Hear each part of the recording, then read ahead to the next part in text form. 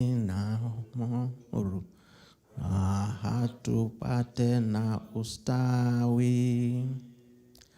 We'll remain standing for wimbo wa mapambano. It's projected, so I'll lead, and I'm sure that many of our colleagues here will be able to catch up. Normally we do this as a sign of mapambano. Kupigwana, Malombe. We did this many years ago. Let me ask Malombe to. Jacob yawa.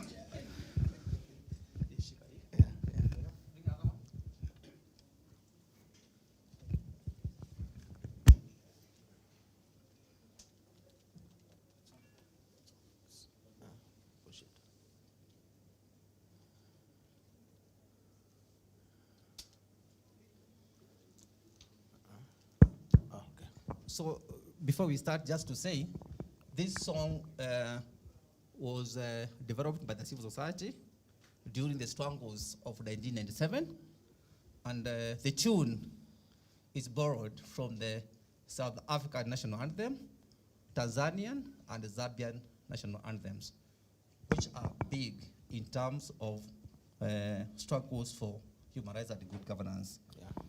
So if you know those songs, uta flow vizuri, you just flow. Yeah. So we proceed. Kupigwa na kupokonywa maisha, hakutatuzuia sisi wananchi kunyakua uhuru wetu na jasho letu na haki ya jasho letu. Tumekataa kupiga magoti mbele ya hawa wauaji. Bila shaka sisi pia ni watu, haki ya utumwa tumeikata.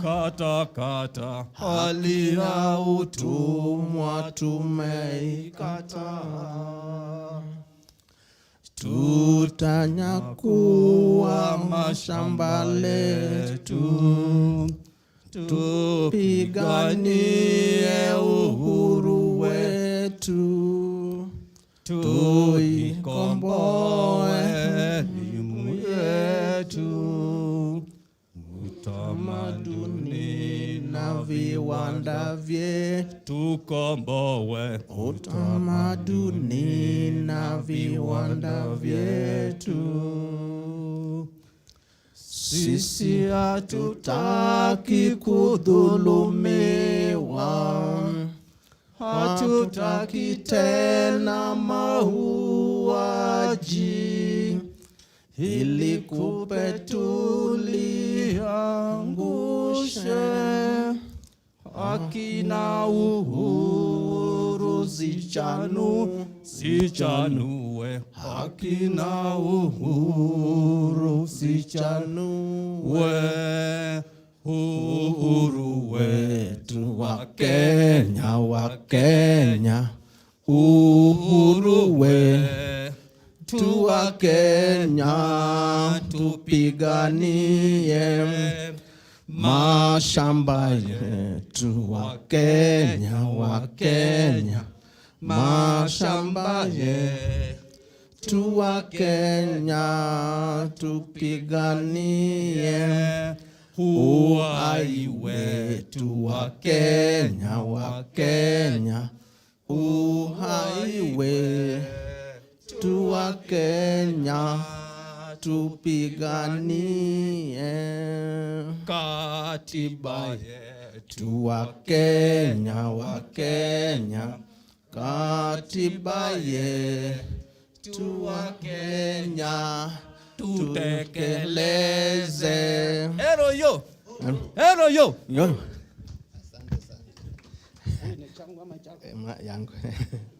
Okay. For those who are there during those struggles, that was an important song. It still remains a very, very powerful song, and I can see that a number of you are able to follow it. Thanks, Malombe, for assisting and prompting in that. So we are gathered here for a very important ceremony, and this is because all of us have some duty around this country in terms of protection of the civic space. And that is very important from what you see now, the developments in this country, the developments in the region and across the world. It makes it imperative that we focus on the issues of civic space. We have a number of speakers that are going to share with us around this before the formal launch of the publications on the civic space. And this is a process that has been going on. The teams that have been engaged in this, and most of you perhaps have been involved in one way or another. Yeah, so as you gather here, you are gathering as a team that have had a share in moving this process forward. Let me take this opportunity now to invite John Owegi, the National Coordinator, Civil Society Reference Group. And I guess they will be together with Mr. Malombe, the Acting Executive Director, Kenya Human Rights Commission, will be speaking about this. But first and foremost, let me invite Mr. Owegi. Karibu.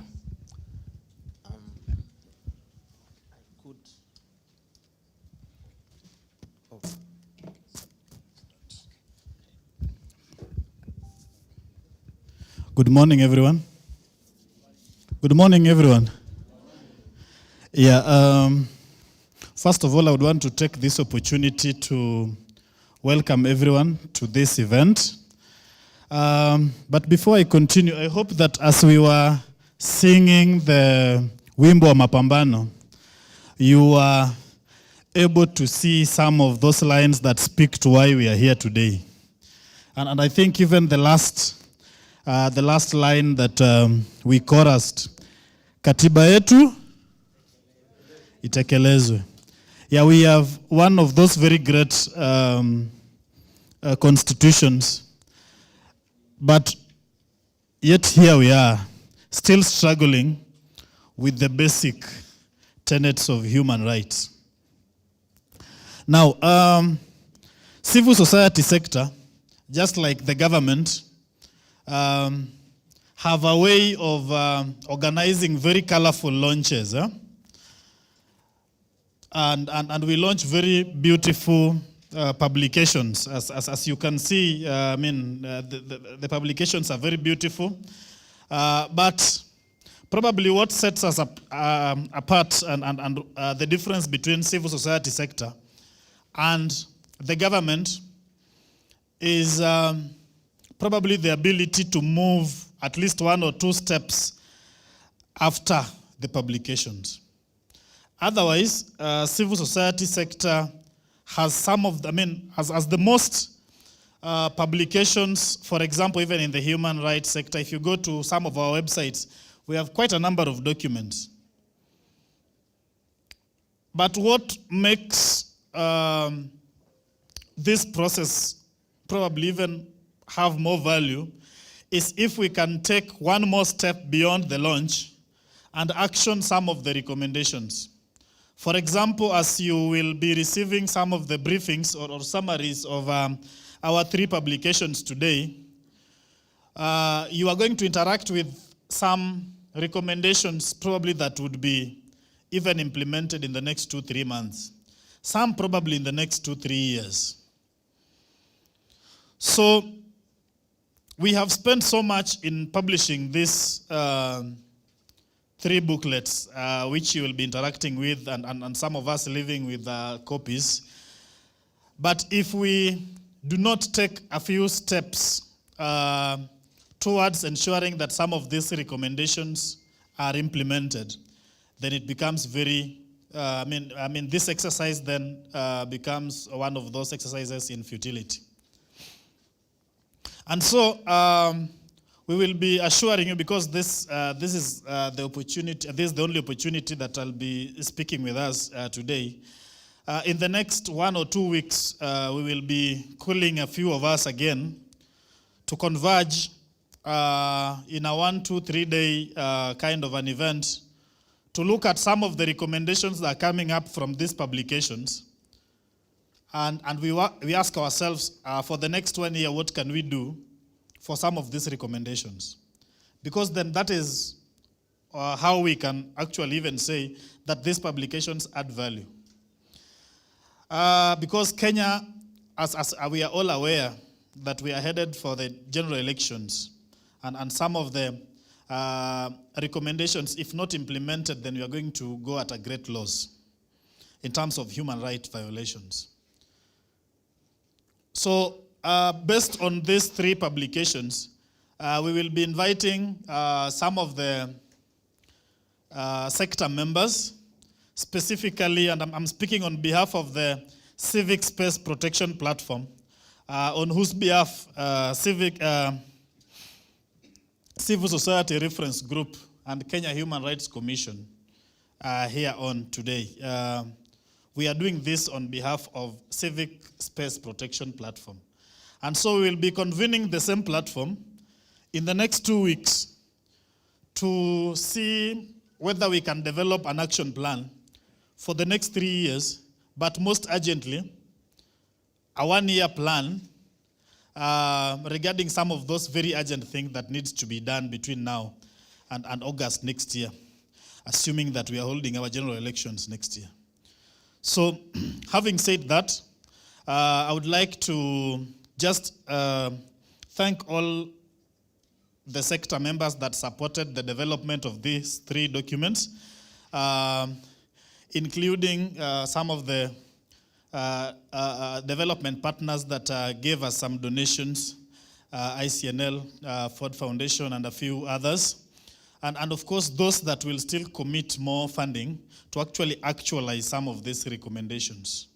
I would also want to thank all the sector members that took active role to ensure that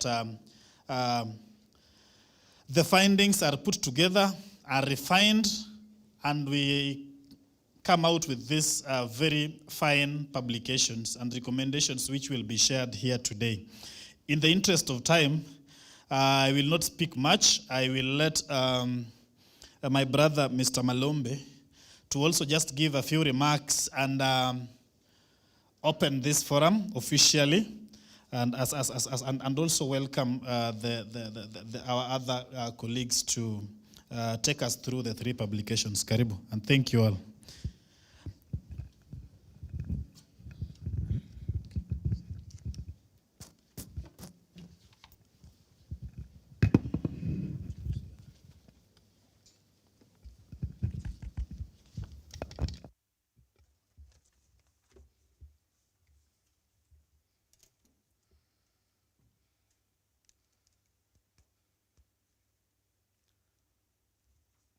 Before I proceed, let me begin with a small song which talks about where we have come from and why we are struggling with the same problems 100 years down the line since Kenya became a British colony in 1920, because some of these legal frameworks we are going to discuss today were formulated in that context.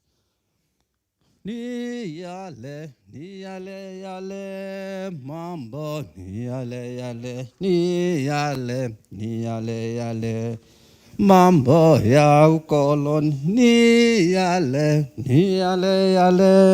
mambo, ni yale, mambo ya ukoloni. Thank you. I take this opportunity to welcome all the participants and the leadership from the sector who have joined us in this event, which we have been planning over time.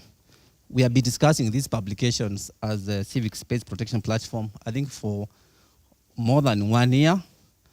And because of the dynamics of partnership, sometimes it takes long to process and approve documents which you are working on as partners. This idea of civic space protection platform, I think it came up in 2016 when also the country was also going through a moment of depression. And the idea was, why can we find a space where we don't just protect the space, but also consolidate? This is one of the forums where we were discussing the framework of engagement and a civic space protection platform in Westlands. And I remember we got, George Kegoro brought one of the guys from OSISA, Open Society Initiative for South Africa, who was in the country. And then he challenged us. He was asking us, the other core sectors, which is the state, because we normally have three key sectors. We have the public, which is the state. We have the private, which is the market. And we have the civic, which is civil society and the people. So he was challenging us. Those other two sectors are very keen amassing the space.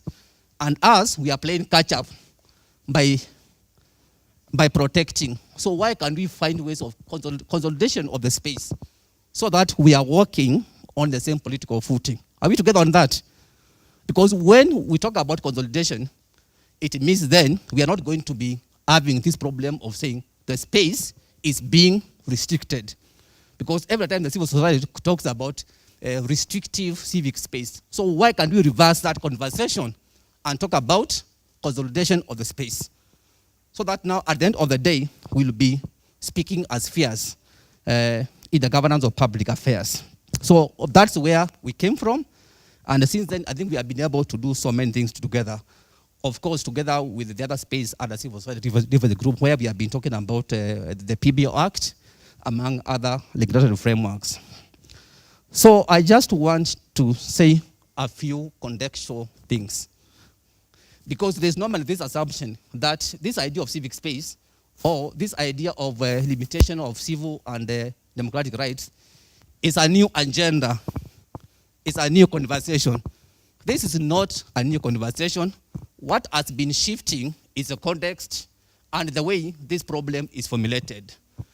If you go back to the time of colonialism, our people formed political associations, which were also doubling as civil society platforms, to resist the repressive colonial laws, which were effective from 1920, when Kenya became a colony. And that's why, when we'll be going through some of these laws, you'll find most of these things actually were put in place during that time. And they were hardly properly amended to reflect the political realities of the country. Like the Public Order Act was amended in 2012 after the new constitution. But you'll find it still has so many other problems which needs to be resolved, especially in terms of the interpretation and also enforcement. Like in the Public Order Act, there's nowhere the law says the OCS is going to be approving your request for demonstration. All those things were amended in 1997 under the IPPG platform. So now, what do? When you inform, you are supposed to inform them just for them to come and provide security. So what they do, they refuse to take the letter of information to be able, as if they were not aware. So that now when you go to the streets or you go to the event, which is falling under that framework, again, they come and tell you now, this gathering is illegal. Other strategies they use is to tell you, can you go and write to the county command, to the OCPD. There's one, they asked Martin Mavegina to write to the OCPD, then to the county commander. So that, because the event was supposed to happen on Monday, so that by the time you make those circular motions, you are overtaken by time, because it means by 5 p.m. you would have met those kind of, criminal obligations they are putting on you. So, those kind of tactics is what the security apparatus have been putting, because they know they don't have leeway in law. So they have been putting administrative bottlenecks. So the issue is all these laws were put in place under that time. And then our people properly organized to resist those kind of frameworks. And that's how we end up with independence. And of course, there are so many issues which were not resolved in the process to independence. And therefore, to me, we need to find ways of resisting those laws beyond pushing for amendments. Because this is what the founders of this nation did. I'm privileged to see Wachira. Wachira, you can raise your hand. Wachira Waire is the coordinator of National Survivors and Victims Association. We have worked with him for more than 10 years to seek justice for people who are arrested and tortured and Nyaos. Those people, again, they are working. Actually, they were suffering because of these same legal frameworks we are talking about. But they found their own ways of resisting that. Currently, in Nairobi, it's almost now officially and politically impossible to do a public protest, despite it being a proper constitutional provision. So, therefore, I just want to challenge us as civil society. I think we need to be politically savvy and courageous to be raising beyond these unnecessary administrative and legislative provisions. In South Africa, apartheid was legal. Sinikweli? Yeah? In South Africa, apartheid was in the law. So you have no obligation to also adhere to laws which are completely unjust. So those are the kind of things I want us to start thinking about. Because we have lost the space, because part of it is also being unable to raise to the political occasion. And therefore, as we are talking about this context of election and a referendum, we are going to find more and more reprisals. So in the 60s and 90s, all this problem was called political repression. Now it has now metamorphosed into civic space conversation. So that's why I'm saying, contextually and conceptually, we need to remain alive to the fact that this problem has been there, and the political class has always taken advantage of the situation to limit our liberties and our freedoms. And we can only do that by resisting those kind of attempts. And the idea is, of course, coming up with a punitive, prohibitive, as opposed to supportive and facilitative policies and regulations. And with a view to, of course, limiting two things: the legitimacy of the actors and also the efficacy of the actors. And I always say, in other countries, this discussion of civic space is about mainly civil society.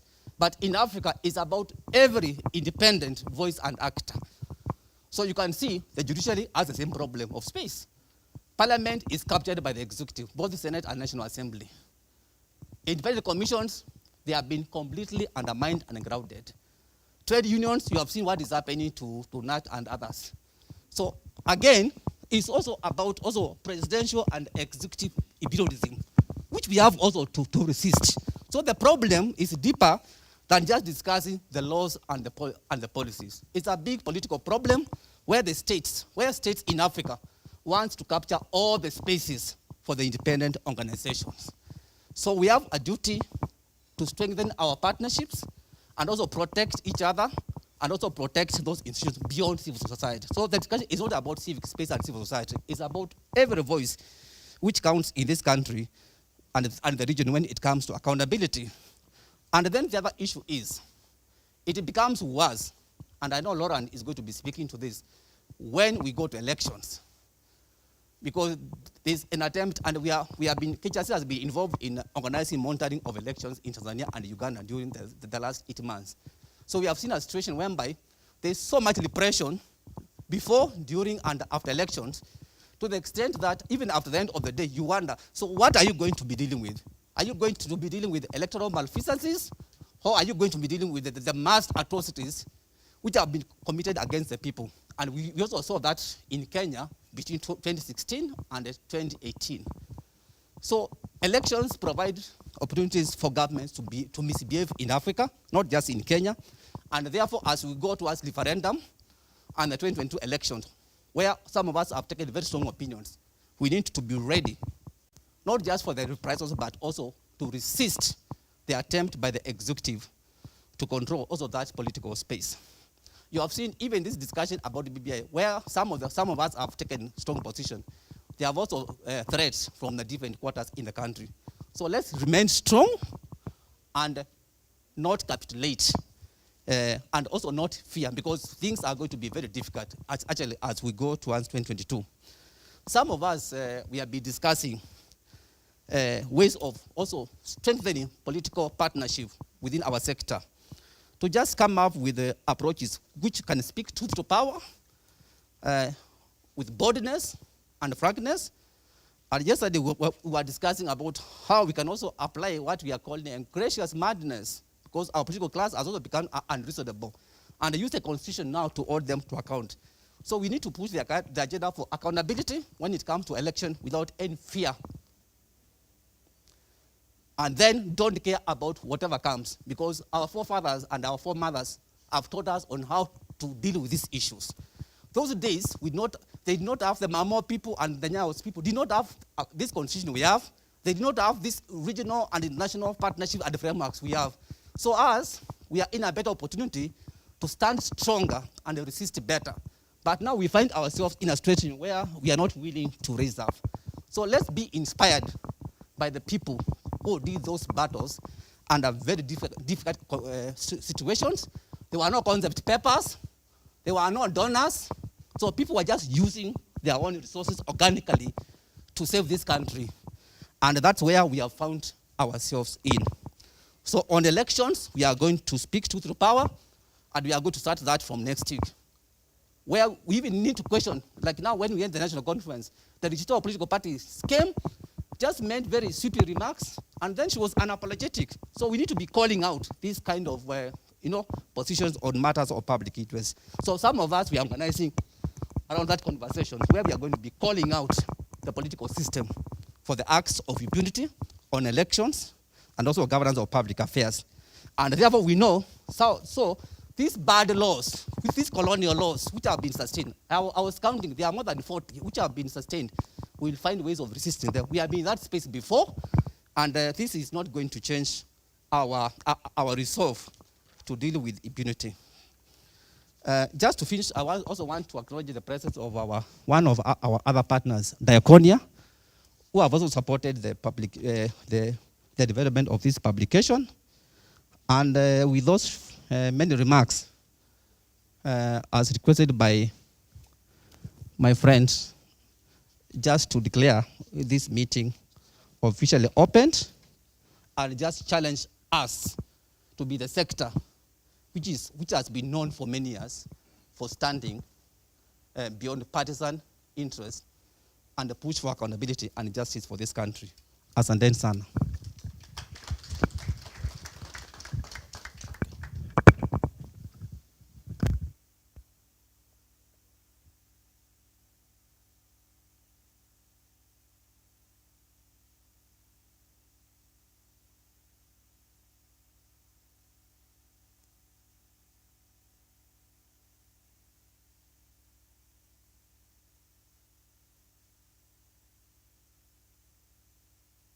I heard both speakers call for re-energizing. In terms of a summary of what we are speaking about, they're saying it's not just enough to do the publications. It's not just enough to identify the bad laws and so on. And that there is the spirit that was there in the 90s or early before independence that drove our forefathers and foremothers, as Malombe has put it, to fight without the concept papers and so on. So I think it's important. It's a call for all of us to re-energize. And Malombe, you did, when you sang that song, it reminded me of a number of spaces where... Hello?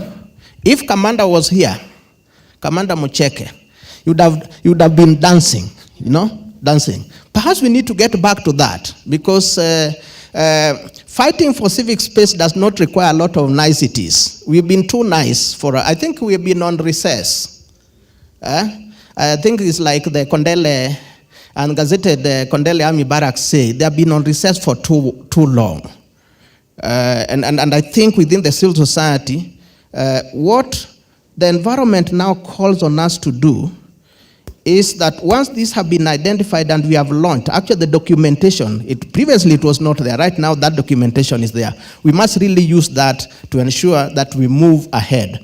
And I think I like the position that Malombe has actually emphasized. That you see now, you can challenge the state. Even an elected government needs to be challenged. And we need to resist laws that are bad. That has been done before.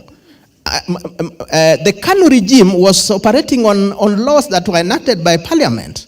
How come people went out to challenge those, including the declaration of Kenya as a one-party state? It was within the law. But when it was found that it was unworkable in this country, then it was important to challenge it. So I think that is important for us. I want to move to the next step and call on Vincent Kodongo. Is this Kodogo or Kodongo? I mean, Kodogo. Yeah, if I got the pronunciation wrong, yeah, but I'm sure you will take the opportunity to clarify in terms of the proper pronunciation. Karibu sana. Yeah. Well. That works, but I'll also, just to help you amplify this, I'll give you this as well. Okay, good morning.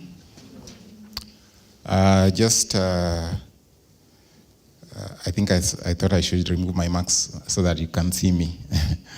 A number of you know me from the days that I used to work for Independent Medical Legal Unit. And if you knew me earlier, like from the early 2000s, I used to work in the children's sector, the Cradle of the Children Foundation, and as a consultant. And later years after IMLU, I was at Shield for Justice Foundation and as one of the founders and a consultant also. So I'm a human rights lawyer. Yeah, so we prepare this compendium on laws for civic space, laws relating to civic space in Kenya with Lily Mburu, who is not here. What I want to do is, because this is a launch, not to take you through the technical details of the content of the publication, but just to give you highlights which can help you to be able to get a sense of how to navigate the content. Because this is, especially for the non-lawyers, this is a legal analysis of laws, with recommendations, so you can get lost within it here.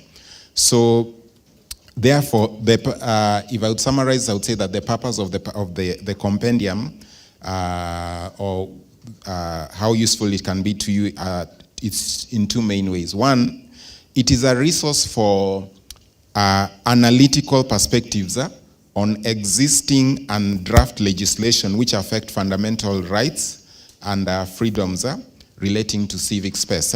So the first issue is that it's a resource for analytical perspectives. There has been an analysis of about 31 or so legislation plus draft legislation bills.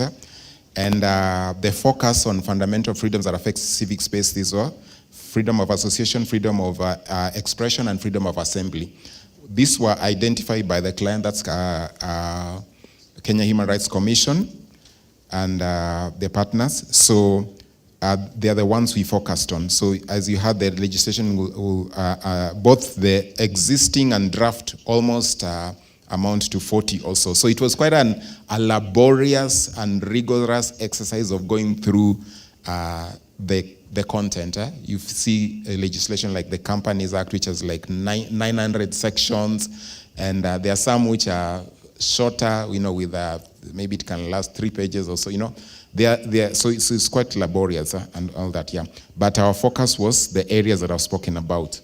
And so the other purpose for this compendium, the way in which it can help you is that it acts as a systematic guide for tracking the compliance of Kenyan legislation with regional and international human rights standards relating to those 3 fundamental freedoms: freedom of association, freedom of expression, and freedom of association. So it's and this is with a view to laying a foundation for a foundation or an informed basis for advocacy for reform. Okay, so it's a systematic guide in this, and this reveals itself even in terms of the structure. So the way the publication is structured is it has 4 sections. Each of the first 3 sections deals with a particular fundamental freedom. So you'll find, and you see it even in the table of contents, you'll find that chapter 1 deals with all those laws. It speaks about issues of analyzing all those laws that have to do with freedom of association, and all those. And the second chapter deals with all those laws that we identify that affect freedom of expression, and the third one has to do with the freedom of assembly. And then we conclude with recommendations. So as you can see, there are quite a number of laws if you have the publication. And for each of them, we start by explaining, giving an overview of the law, and then we also assess its compliance with the regional instruments, that's within the African Commission of Human Rights context, or the African Charter on Human and People's Rights, and the guidelines that are developed within that context, and also the UN conventions and all that. And so we do that for and then we bring out practical challenges, not just from our opinion, but practical challenges that are being experienced by civil society organizations in terms of the gaps or the inconsistencies of these laws with international human rights standards. So you will find, for example, like if you are speaking about issues of terrorism, so we'll mention the experiences that Muhuri and Haki went through. Then, not apart from the experiences, we also have decided cases where there was litigation relating to the issues that we have raised, and what was the result about that. We are not doing it the same way as it's done in the case digest. Here we're just flagging the practical challenges, and then towards the end of the document, we give you the specific recommendations that you relating to each legislation that you have analyzed under the 3 categories of laws. So if you remember, I said it's a systematic guide. So if you're dealing with freedom of association, you'll find the issues that we raised in the chapter on freedom of association relating to specific laws as we were analyzing them. When you go to the recommendation sections, you'll find those specific recommendations that relate to that. So we have done the hard work for you of going through the legislation and extracting the inconsistencies or the gaps and the areas that there is room for improvement, or affirming the ones that are okay. And then, so now we give you the recommendations that you can use for advocacy. And if I can just use an example, I'll for example, just mention the Prevention of Terrorism Act as an illustration for you. So under the section on freedom of association, you find that one of the laws that you have mentioned, if you have the guide, you can go to page 15, you'll see that we speak about the Prevention of Terrorism Act, section 35 of the same limiting, it says that the section 35 of this legislation focuses on limitation of fundamental rights and freedoms in accordance with Article 24 of the Constitution, but does not mention the limitation of the freedom of association. It doesn't mention specifically. However, a keen review of the statute reveals that the state has wide powers to limit the fundamental freedom. For instance, the legislation defines a terrorist group as, there's what is there, but our focus is C, a specified entity. So you see, that kind of definition gives the Cabinet Secretary and the Inspector General a wide and very broad sense of identifying an institution. That's why organizations like Muhuri and Haki face the problem, because this is a very broad provision that allowed. I know that they try to do that so that they can also try to find terrorist groups in every form that they appear. But within the context of civic space, that's a big problem. especially from a legal perspective. When you have very overbroad provisions, it gives leeway for a lot to be done to you. And if you go to, there's an aspect of the amendment that was done to the Terrorism Act. That's in the Prevention of Terrorism Act. In 2019, there was a section that was amended, and if you're not aware, Section 14C was introduced, and it says this. It says, let me summarize. It says that the National Counterterrorism Center, what it will do is, it's supposed to act as an approving and reporting institution for all civil society organizations and international and governmental organizations engaged in preventing and countering violent extremism and radicalization through counter messaging or public outreach and disengagement and reintegration of individuals. Then he says the center may request any person or government body for any information. Members of the public have a responsibility to furnish the center with the information. Okay, the issue here is this. Is that in essence, the amendment empowers the National Counterterrorism Center to control the engagement of local and international civil society organizations in countering violent extremism and public outreach. It also empowers NCTC to demand information held by this organization. This amendment is a camouflaged extrapolation of the limitation of the freedom of association and the right to privacy. And when you go to the recommendations, you'll find that one of the things that we have said about this is that in page 134, we say that Section 40C of this legislation should be amended to provide for the promotion of cooperation with civil society organizations and international and governmental organizations instead of approval of their activities by the NCTC. The NCTC should neither prevent nor determine the activities of local and international CSOs, particularly where they relate to advocacy and human rights protection. Then concerns on the legality of activities by CSOs working on counterterrorism should be referred to courts instead of the NCTC. So that's an illustration of how we conduct how for every legislation that is referred to in this document, we conduct the analysis.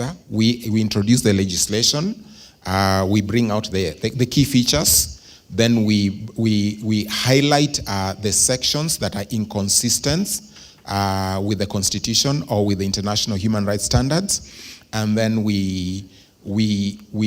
after that we also bring out practical challenges, and thereafter, at the end of the document, we give recommendations. So I just thought that instead of going through each piece of legislation, I will demonstrate how the document is structured, and with that illustration of the Prevention of Terrorism Act, you can use this compendium as a reference guide for the analytical perspectives, and also as a systematic guide for tracking the laws that are mentioned there. So instead of just going through the details of the content, I hope that provides for you a good guide for the same. So I think I'll stop there in the interest of time.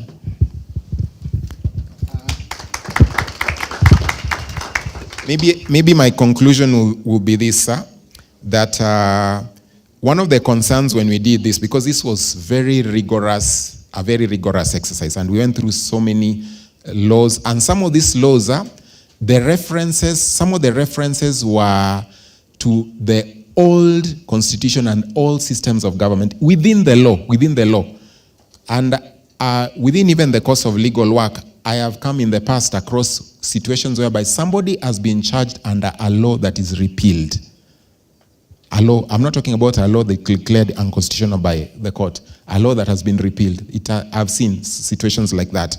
So you need to really take this seriously and reflect on the content and actualize the recommendations. I'm reminded of a well-known leadership speaker the late Dr. Miles Munro. He said this. He says that that knowledge is information, understanding is comprehension, but wisdom is application.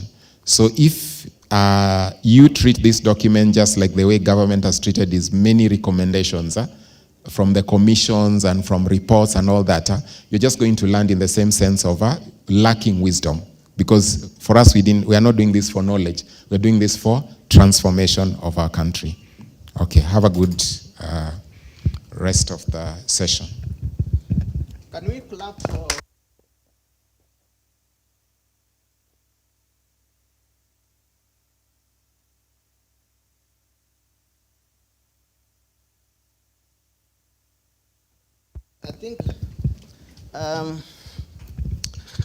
I think that the take home is that the wisdom part. Everything else has been done, but now the wisdom part where the implementation is required, I think that is where we need to focus on. If people can be charged under a law that has been repealed, then it speaks about, and of course that is a question of, many people do not know that certain laws have been repealed. And I think that is where we need to take this out there, that now that they have been identified. I want to call the next presenter, Faith Kisinga. Faith has been in this space leading this process and sharing with us a lot, even in the development of this, I remember. You made a lot of pointed presentations around this. So please have a chance to share a little of what this has gone through, and as we go towards the launch. Okay. The new normal. Thank you. Thank you very much, Janak. And thank you also very much, Vincent, for that guideline into the compendium and the wonderful work you did together with Lily. We are really grateful for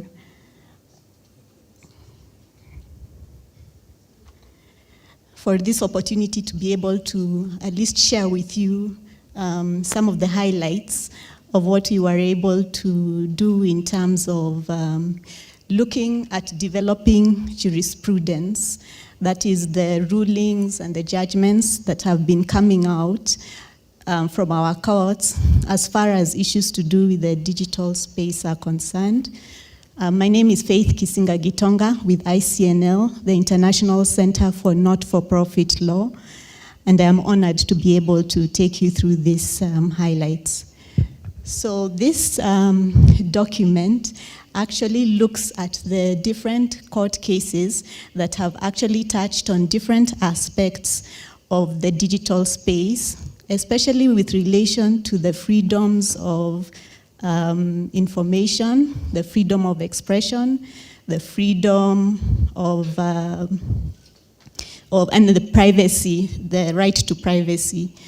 And so what this document aims to do is really to provide a toolkit that can be useful to those who are tasked with the duty of protecting, promoting, fulfilling human rights or fundamental freedoms, to see how they can then apply some of these principles or of human rights to their various efforts in safeguarding the digital space.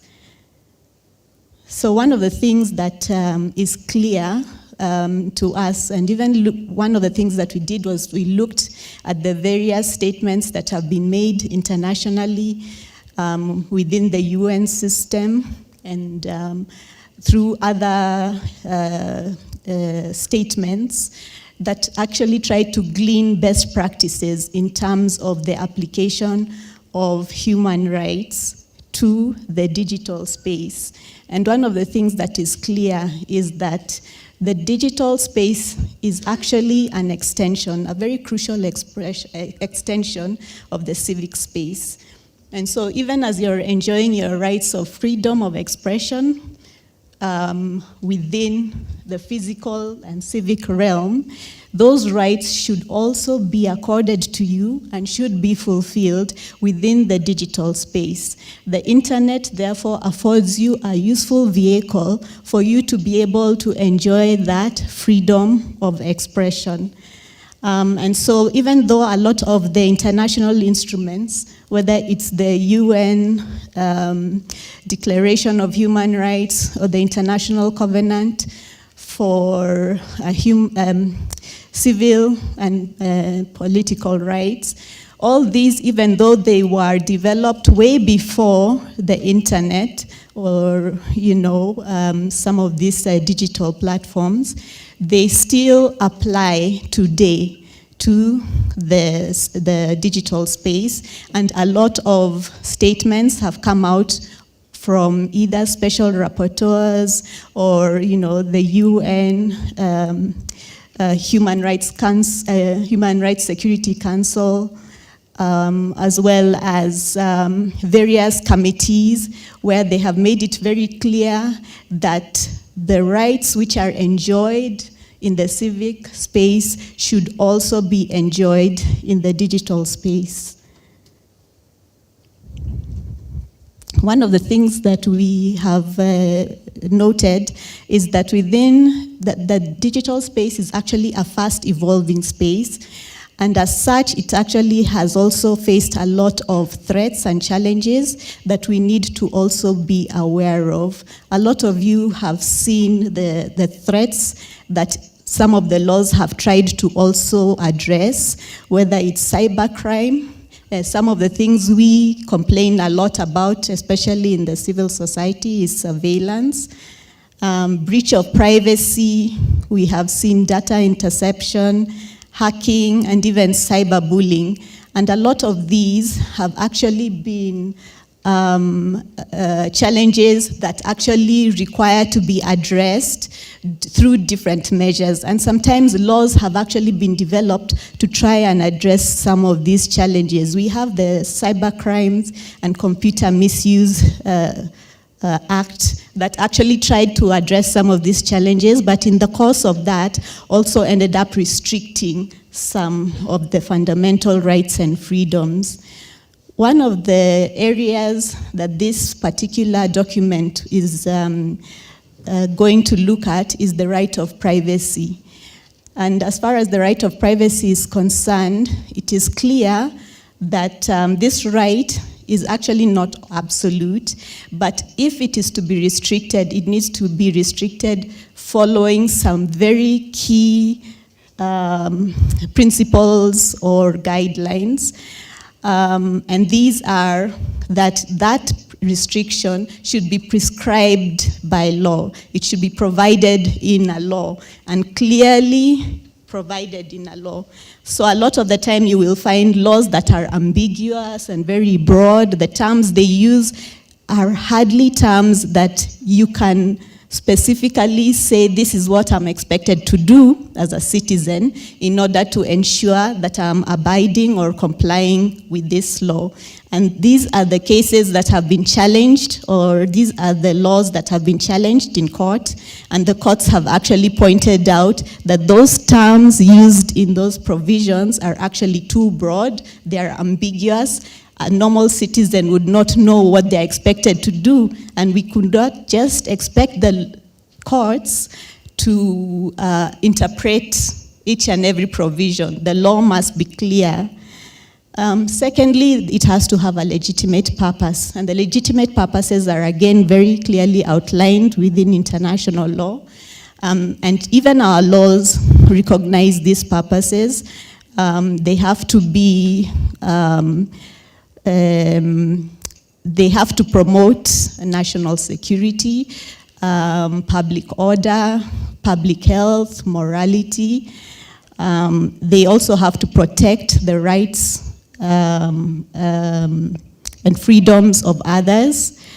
And then they also have to be necessary in a democratic society. If what you are proposing in this law is not something that would be necessary in a democratic society, then the courts have had to step in and say, you have not, as the state, proved that that provision is necessary in a democratic society. And in that case, then they would have to rule that that provision was unconstitutional. The other thing is that it has to be proportional. The state has to show that the particular challenged provision there was no other provision or no other action that would have been less restrictive. So they should show that they actually took the least restrictive provision or action. And if they cannot show that, then again the courts have ruled that it was not provisional, and therefore it fails in terms of this four-part test. So one of the cases, I will not look at all the cases, I'll just give you a snapshot of some of the cases so that even as we are going through it, we get at least a taste of what it offers, and at least we will be looking forward to reading up on some of these cases. Most of them really touch on aspects that are a part of our everyday life. So I am actually honored to be presenting the Nubian Rights Forum and 2 others versus the AG and 6 others, because the people who took this case to court are actually present here. We had the Nubian Rights Forum, the Kenya Human Rights Commission, and the Kenya National Commission for Human Rights, amongst other partners. And they challenged the provisions that actually had been proposed under the Statute Law Miscellaneous Act number 18 of 2018. You're all familiar with Huduma, because we all knew that it was going to affect our lives. The government wanted to collect information regarding our personal information and store it in this huge system, the NIMS system, but there was no assurance that our information was going to be safe. And so a number of us had the opportunity to attend the public participation forums where these issues were actually contested. And one of the things that the parties here were actually stating was that this law posed serious and immediate threats to fundamental rights, especially the right to privacy. Then there are also issues of exclusion, especially of the Nubian and other marginalized communities that are already facing challenges in terms of accessing identity cards. And the other thing was that there were insufficient safeguards for privacy in the law. And there had not been any answers that were forthcoming on how this would be taken care of.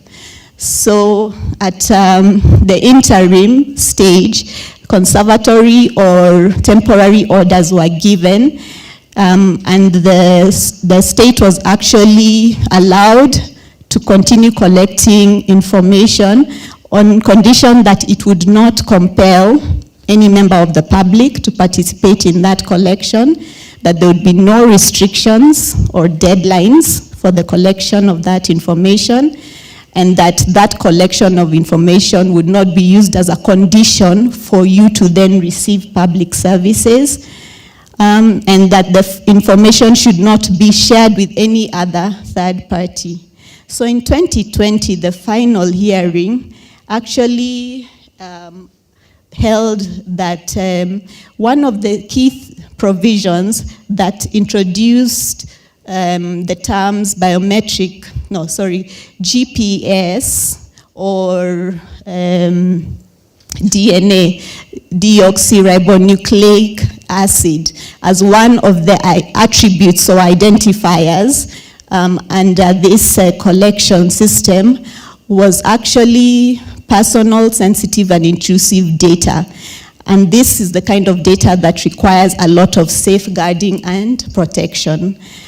And so the courts actually found that this was unnecessary for identification purposes to include this very personal information.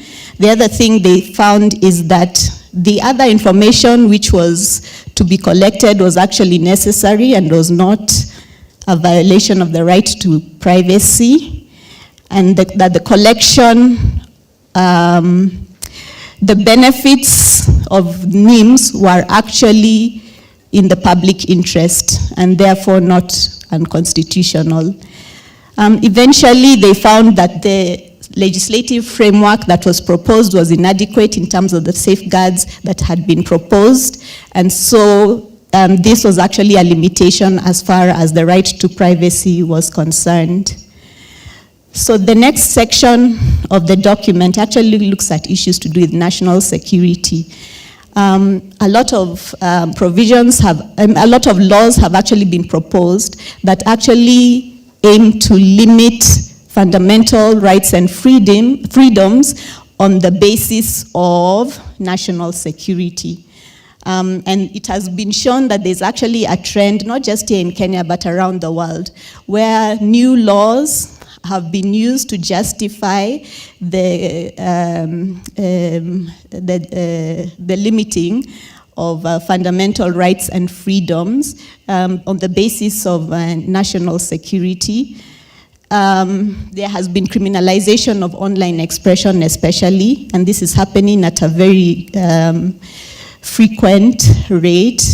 We also have seen a lot of disinformation, especially in the digital space. And again, there have been efforts to try and address this using laws. Some of these laws, while they are well intended, have sometimes gone overboard. And even here in Kenya, we have seen laws that have tried to address this issue but have gone overboard. The Kenya Information and Communication Act Amendment Bill of 2018 is one example, and some of you remember it as the social media bill, because a lot of you were actually very afraid that as WhatsApp group administrators, you are actually targeted by this particular bill. So there have been actually trends showing undue restrictions preventing access to the internet, especially during key political moments. We know, and we have seen this in other countries, and even in our countries, we have had the threats during key political moments, just before elections, where you hear threats about hate speech and how the law is going to be used against those. But again, how these are turned around to actually target those who are critical. So one of the things that at least this document tries to bring out is the standards that are used for what is needed if there is supposed to be surveillance. It has to be open, time limited, in accordance with international standards, some of the standards I have mentioned, and also subject to independent supervision. So if that particular law then shows that it has these qualities in place, then the courts would rule that indeed it is in line with the international standard best practices. Another case that we looked at under this particular, I will ask Janak, please let me know how many minutes I have left so that I can limit it. Mm-hmm. The next 3 minutes. Okay, thank you.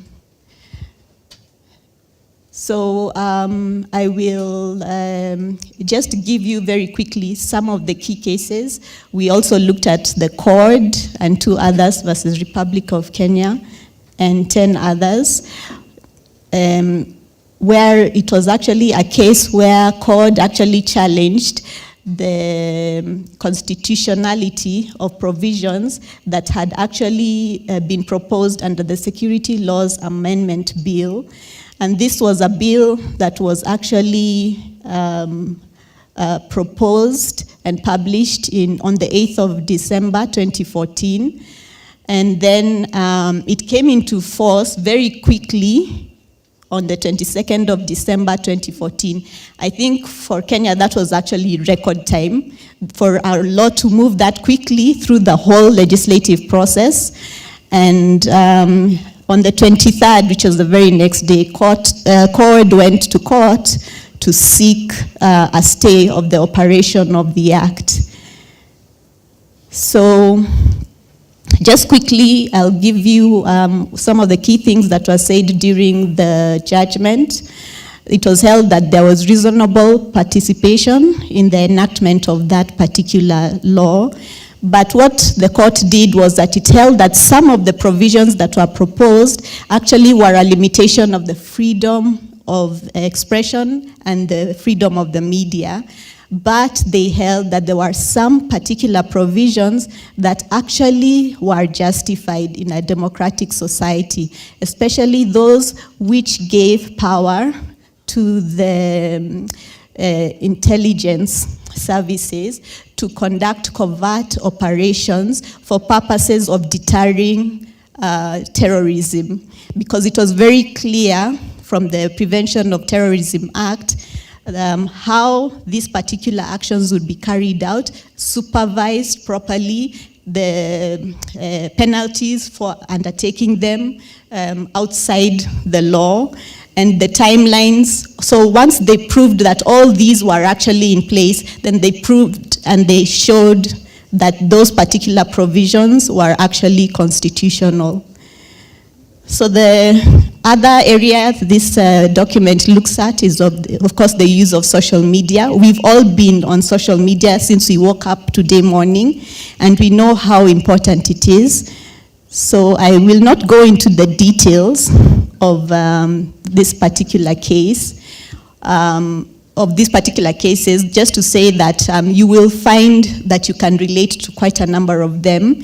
One of the last areas that this particular document looks at is the issue of women and online violence. Yesterday evening, I actually came across this particular, I'd say, article, which talked about Nameless. He actually shot back at somebody who had actually criticized his wife for her dressing, and she had actually gone on social media to express her disappointment at some of those remarks, but Nameless had actually gone on online to express his disappointment at those comments. But one of the things that is clear, even now that we have social media platforms, is that they're increasingly becoming a forum where violence against women is facilitated, either in terms of harassment or in terms of threats. And so this particular part of the document looks at some of the cases that have actually gone to court, where women have actually challenged certain actions that were actually carried out, facilitated on ICT platforms, and that actually infringed their rights to privacy. Some of you remember the Artur brothers. There was a case where a lady called Charity Wanjiko Mwiruri appeared on a clip on Jicho Pevu with the Artur brothers, and after that it was all over Twitter as people were trying to talk about her, and her reputation was soiled. And yet the fact is that that clip had nothing to do with the story that was aired on Jicho Pevu.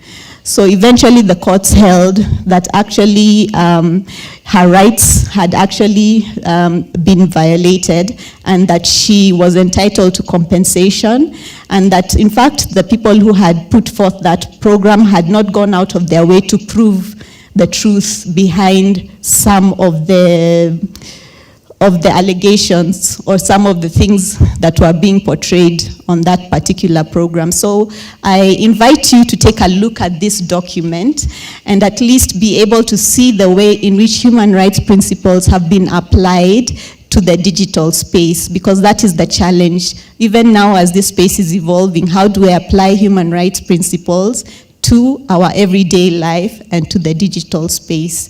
Thank you very much for your patience.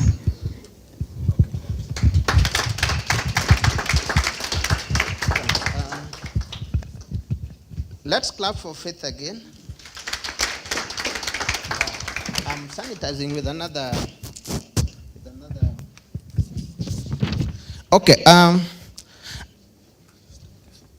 Okay. I think we need to watch the digital space. Check your neighbor just now. essentially you are muffled. Huh? By putting on the mask, you are sort of muffled. Okay? And the expressions don't come out very well. And there have been all manner of justifications for violation of Kenyans' rights using the pandemic. You are aware, for example, communities can't mourn properly.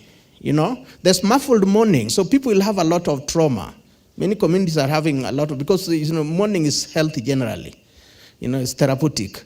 So they can't. You mourn within 24 hours, you are done, when that has not been the case before. Or sometimes before you arrive at the funeral, the burial is taken place. The police are extorting people every day and so on. Now, over the last 1.5 years, what space have Kenyans used to interact? It has been the digital space. And this faces threat. So you know what that will mean. And especially as we move towards the next year and the elections. Owegi talked about if the elections, if. But Malombe, I think, was more optimistic, talking about what we need to do because the elections will happen. Okay?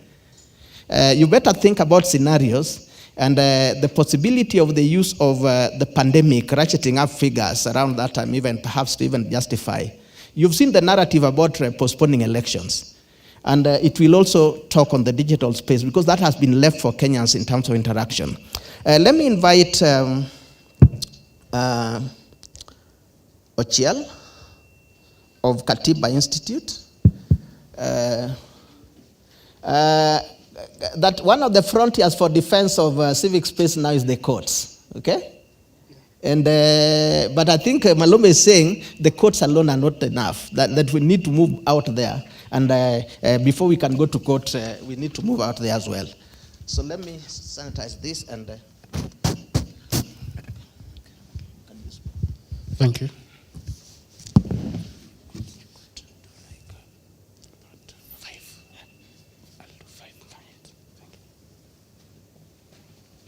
Good morning. This publication reminds me of a story from the Bible. Sorry, my name is Ochiel Dudley. I work with Katiba Institute. We worked with Conrad. Conrad, just wave. That's Conrad Bosire. This publication reminds me of a story from the Bible, the story of the manna, the biblical manna. It would be gathered every day, every morning, and it would be gathered by everyone. And everyone would get just enough for that day and then go out the following morning and get enough for that day. I say that because when you go through this publication, you'll find almost everyone from Geoffrey Andare. Geoffrey Andare was my colleague at Kenya Law.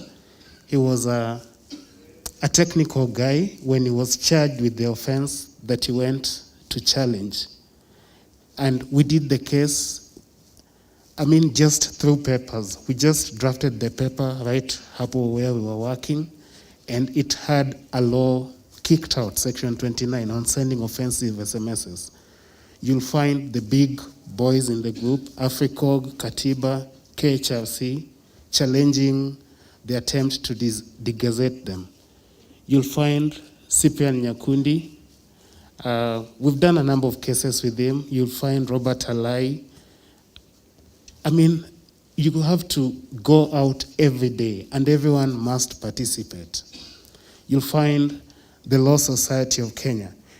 And there's a guy here, Philip Wendels, who says that eternal vigilance is the price of liberty, that power is ever stealing from the many to the few. The manna of popular liberty must be gathered each day, or it is rotten. When you look at this publication, you'll find the DMS case. The DMS was something that the Communication Authority wanted to install on mobile networks. It could pick up issues like your geolocation, details of your call records, and all your contacts. And in 2018, KHRC and Okia went to court and they won. But then the Communications Authority appealed to the Court of Appeal. And last year in April, the CAK won. So KHRC is no longer the winner here, is it? It's no longer the winner. Then something happened and KHRC, maybe became tired or something, but then the LSK picked up the fight and now we are the Supreme Court with that case. So yesterday's victory is not enough.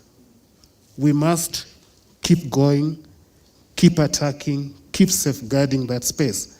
Here, the DMS case is still listed as a victory, but it's no longer a victory, is it? And in fact, finally at the Supreme Court, KHRC is not so visible. Maybe you'll need to pick that up. So this digest makes that point perfectly, that the price of liberty is eternal vigilance, that all of us must play a role, that every one of us working together within the different spaces can achieve so much together, and that the manna of liberty must be gathered every day. We're heading into an election cycle, as has been said. The cases highlighted here will keep coming up. You'll see clamp down on bloggers and journalists. There'll be attempt to deregister organizations, and so we must keep fighting for the spaces. I wish you a happy reading, and I hope that future editions of the book, I hope this is not the last one, can capture some of the cases that we have missed out. And then when you look at it, you'll also find both positive cases like Kandare, and cases that are retrogressive. The case by Ngunjiri Wambugu, saying that you must only demonstrate within a specific area. I mean, if you want to demonstrate against the county government, you'll want to go where the county government officials are, so that you are heard. Why should you demonstrate in Westlands? Then you'll also find a case like Hussein Alid, which is missing, but where the Supreme Court failed us. Hussein Alid is a case from the 2013 MPigs protest. You remember that time when a truck of pigs were taken to Parliament? That case went all the way to the Supreme Court, but the Supreme Court did not really find in favor of the protesters. It found that they could be arrested and prosecuted. So I hope that as we read this, then future editions of the book, when we make next year's book, we can cover some of the cases that are there. And lastly, when cases go to court, for example, Okia's case on the shutdown of TV stations, some of the organizations might have expertise in such areas, Article 19, or KHRC, or Katiba, or whichever. I would recommend that we participate in those cases as amicus, so that we bring in different broad perspectives that can assist the court in making a better decision. We do two things by that. One, we take away the personal interest. The court stops seeing an individual. Court stops seeing Conrad or Wakesho as a person with an interest in this case, and sees it as a case that touches other areas of life. And two, we directly inform the court from our points of expertise. For example, if you've published this, you now have experience in some of these issues. When you bring that experience to court, then the court can make a better decision. Thank you so much for the chance, and I wish you a happy reading of this book. Thank you. Thanks.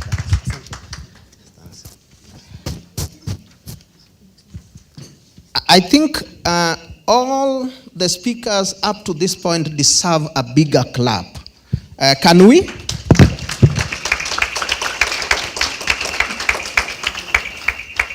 Yes, because they have set the context of this, what we are going to get into, which is the launch. They've given us some background and indicated that a lot of work has gone into this.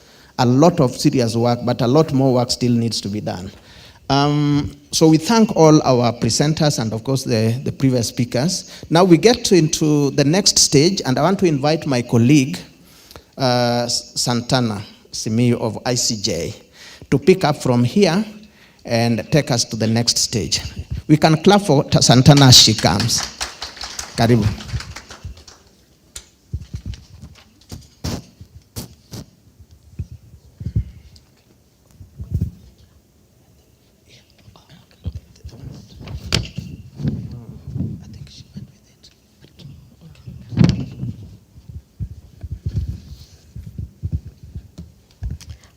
Good morning, everyone. My name is Santana Simiu, as Janak had mentioned, and we are co-moderators today.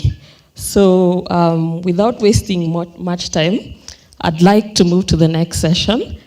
And I'd like to invite a lady who has been very key in this process of development of these publications. She's been very supportive in the development. Kindly invite me as I welcome Li Fang from the Office of the United Nations High Commission of Human Rights to the stage.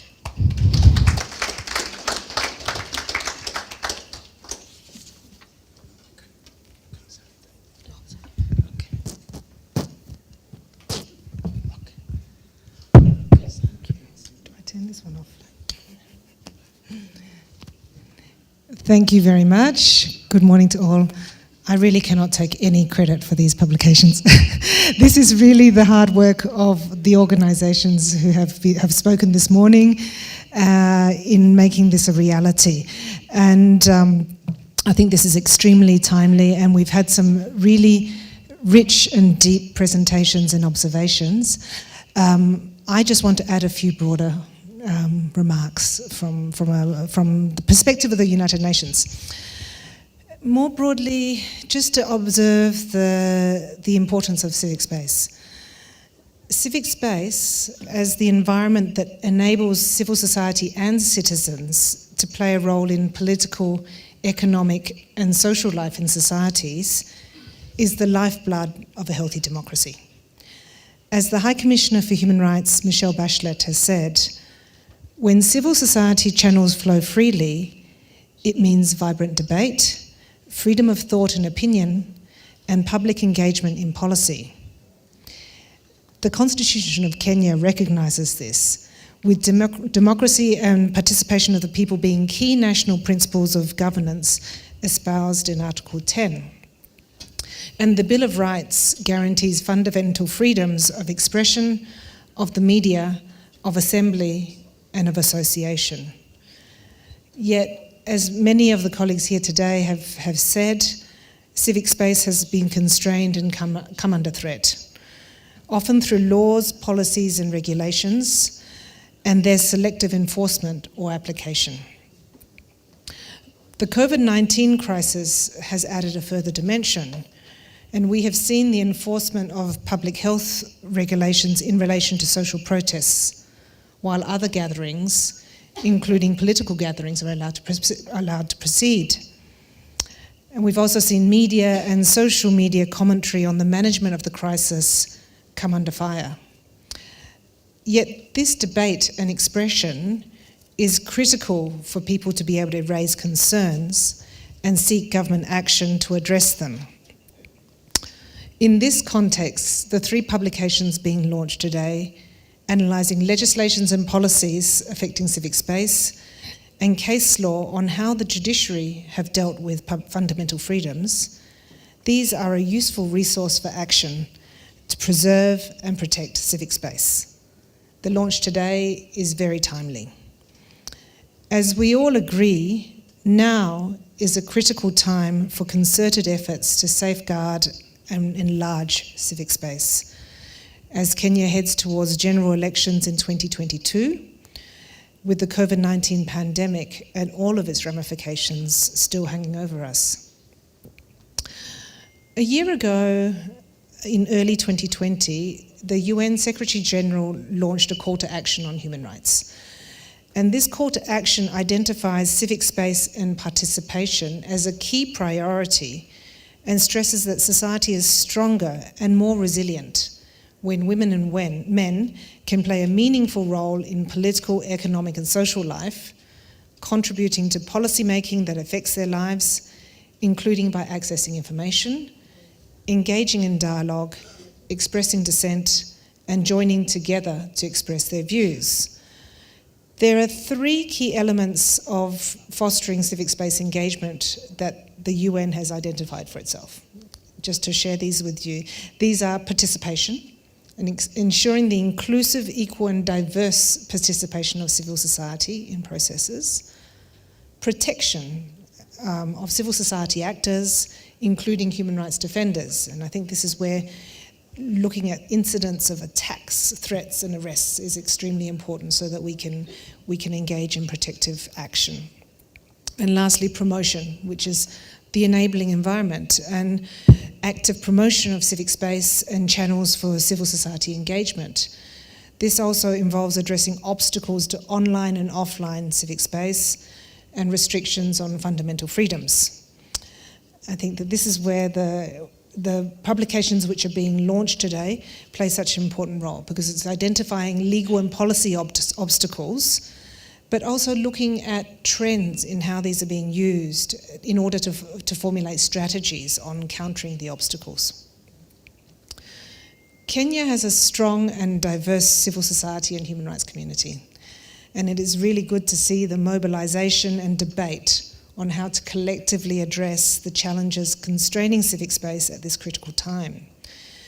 By analysing legal policy and systemic obstacles, by documenting incidents and trends of restrictions and violations of fundamental freedoms, and through advocacy and action to tackle these obstacles and enhance protection.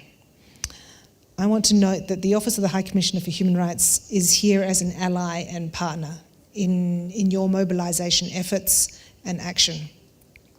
Civic space and participation are not only human rights, but also key to the enjoyment of all rights, be they political, economic, civil, social or cultural. And for this reason, it really requires a concerted effort. It's really encouraging to see everyone here today coming together to launch these publications and really mobilise for action. And I just wanted to reiterate that we are here with you every step of the way. Asante sana.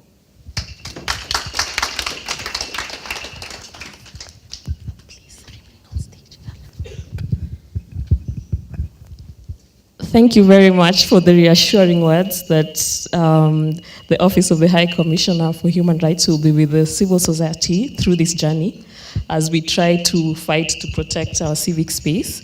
We'll now move to the launch of the publications, and I'd like to call the partners who are involved in this to the front, a representative of the organizations, a representative of ICNL,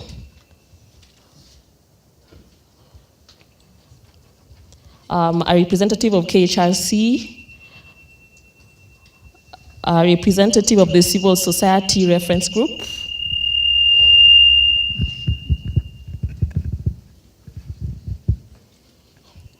a representative of CRECO,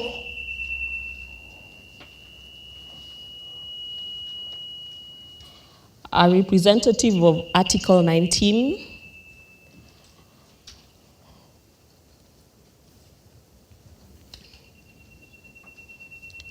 I'd also like to call Judy from the Civil Society Reference Group, and Martin Mavenjina, who has also been very key, and Janak, and Irungu Hiton.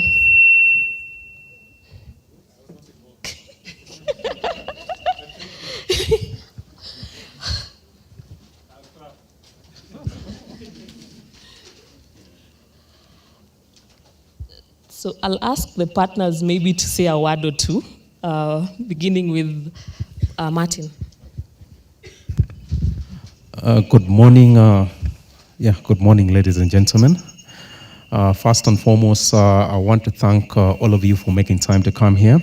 I think these three publications are timely. They come in at a critical time where we're heading into elections. And I'm certain that the recommendations that are contained in the three publications will go a long way into ensuring that we as civil society organizations are able to protect our civic space as we prepare to exercise our democratic right next year. Thank you.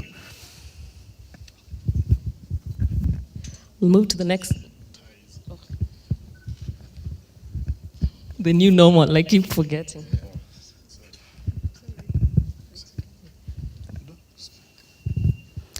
So thank you very much. We appreciate the effort that's gone into producing these publications. And on behalf of the CSPP as co-convener for the CSPP, we really appreciate our partners, our development partners, and we hope to use this material in implementing our projects going forward. Thank you.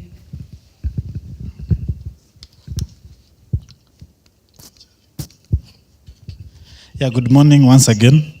I think mine is to call upon all of us, because we are today beginning the journey of implementing the recommendations. So I'll call upon us to go through these documents and let us reconvene in the next few days to just see how we can move forward. Thank you.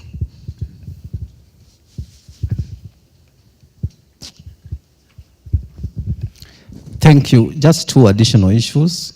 In the case digest, we have made progress, but there's a lot of contempt of court orders. So that's another thing we need to deal with. And in the legislative agenda, there's now emerging sneaking in of laws through the miscellaneous amendment system. So that's also another place we also need to deal with. And then finally, there's a song which normally commit us to fight for this country with our arts and our souls. It goes like, nataka, nataka roho yangu iende kulinda nafsi yangu, uhuru uangaze Kenya, tulenge lengo la ukombozi.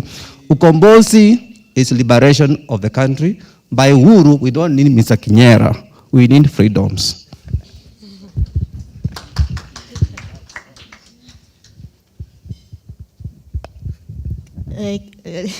Davis, his talents are wide-ranging. So I just want to say this was really a collaborative effort, and we really had great time, especially during our initial meetings where we would sit and really figure out what it is that needed to be done, how the documents would look. So I don't see here amongst us, ICJ is represented here. At least Article 19 is here. Katiba Institute was also a big part of this. We also had Civicus. So I don't know if I've left anybody else. But we were all quite a large group, of partners who were involved in the deliberations and eventually ensured that this thing came to life. And so we congratulate and we thank each and everyone who was involved in this process up till this stage.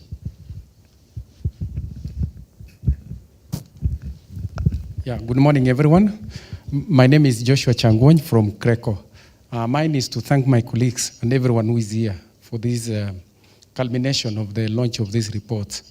When Malombe sings, the wimbo ya mapambano, and reflecting on those many years, we also look at the region, what has happened in Tanzania, what has happened in Uganda, what has happened in Rwanda and in Burundi. The same could also happen in our country here. We are an example. So I think that mapambano thing is something that I find, emerging as a very strong reminder that a movement needs to be safeguarded in our country.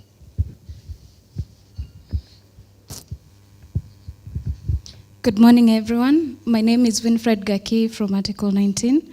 I really want to thank you for attending this launch.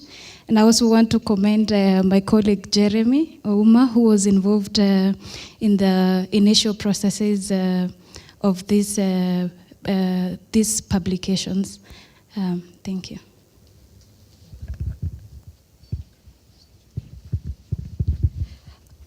So we will now move to the launch of the publication.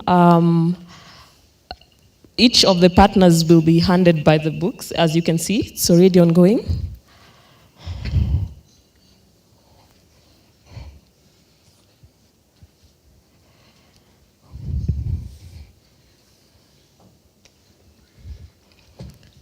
Thank you very much from ICJ Kenya. Would like to thank the partners for the concerted efforts to come up with this publication. I don't want to belabor the point that we've seen what has happened to our neighbors, and what happens in the region, most of the time it's copy and paste. So what happened to Tanzania, Uganda, it might happen to us as well. So we have to be vigilant. We have to begin, we have to begin our efforts on, we have to be proactive rather than reactive. Like maybe if the internet is shut down and then now is when, then we decide to react. So thank you very much. I'll now ask the partners to have a seat.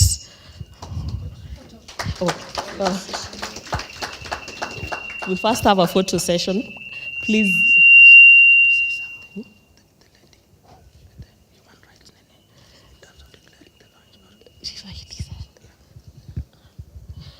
I'll kindly ask one of the photographers to take a photo of.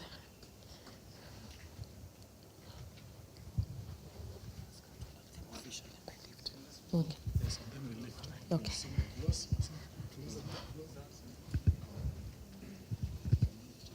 So we'll now please lift the books.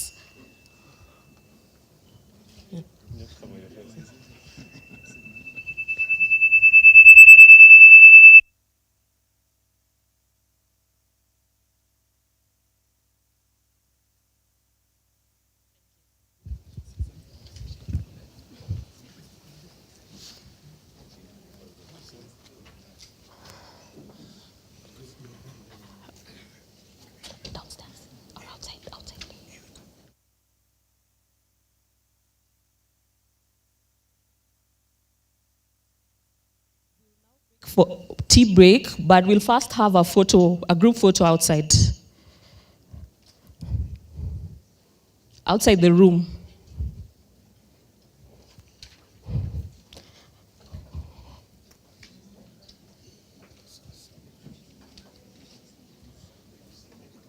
I'm kindly requesting that we get back by 11:15 so that we continue the next sessions.